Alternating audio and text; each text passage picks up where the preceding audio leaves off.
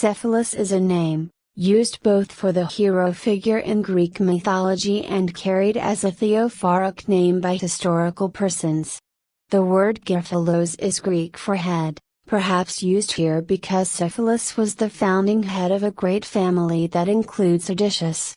It could be that Cephalus means the head of the son who kills, evaporates, Procris, with his unerring array or javelin. Cephalus was one of the lovers of the dawn god Odysseus.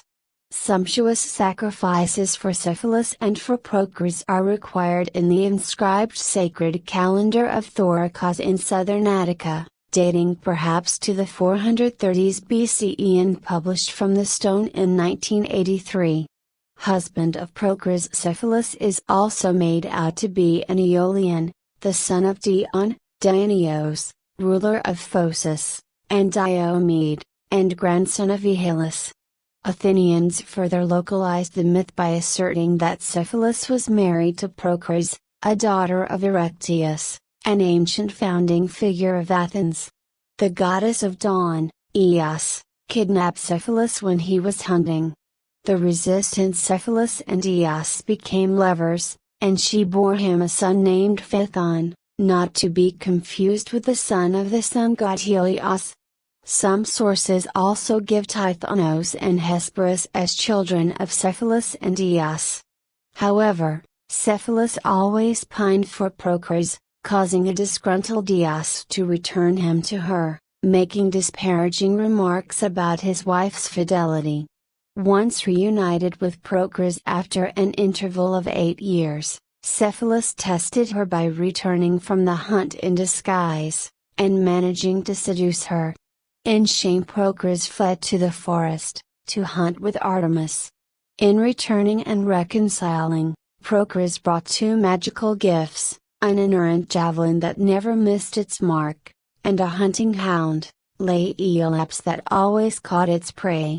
The hound met its end chasing a fox, the Tumescian vixen, which could not be caught. Both fox and the hound were turned into stone. But the javelin continued to be used by Cephalus, who was an avid hunter. Procris then conceived doubts about her husband, who left his bride at the bridal chamber and climbed to a mountain top and sang a hymn invoking Nephel, cloud. Procris became convinced that he was serenading a lover. She climbed to where he was to spy on him. Cephalus, hearing a stirring in the brush and thinking the noise came from an animal, threw the never-erring javelin in the direction of the sound, and Procris was impaled. As she lay dying in his arms, she told him, "On our wedding vows, please never marry Eos." Cephalus was distraught at the death of his beloved Procris, and went into exile. The primary literary source for the story is the poet Phocis of Athens, preserved in a quoted fragment, Phocis fr. 34. In the so-called Mythographus Homericus, a papyrus, Berlinensis 13282, representing a parallel text based on the same source confirms the details. In a separate episode that is simply a nation explaining the name of Cephalonia and reinforcing its cultural connections with Athens, Cephalus helped Amphitryon of Mycenae in a war against the Taphians and Telebones. He was awarded with the island of Samos, which thereafter came to be known as Cephalonia. The people who lived on Cephalonia and nearby islands came to be known as Cephalonians. Cephalus eventually married again, choosing a daughter of Minos to be his wife. This woman, named Clymene, according to some sources, bore him a son named Arcesius. Arcesius succeeded Cephalus as ruler of his Cephalonian realm. This Arcesius was sometimes said to be the grandfather of Odysseus. In another version he had 4 sons after which 4 cities were named, Same, Crane, Poly, Pranoi. These are the cities who later became the 4 city-states of Cephalonia. Nevertheless, Cephalus never forgave himself over the death of Procris, and he committed suicide by leaping from Cape Leucas into the sea. The legend of Cephalus and Procris figures twice in Ovid, in the third book of Ars Amatoria and in the seventh book of the Metamorphoses.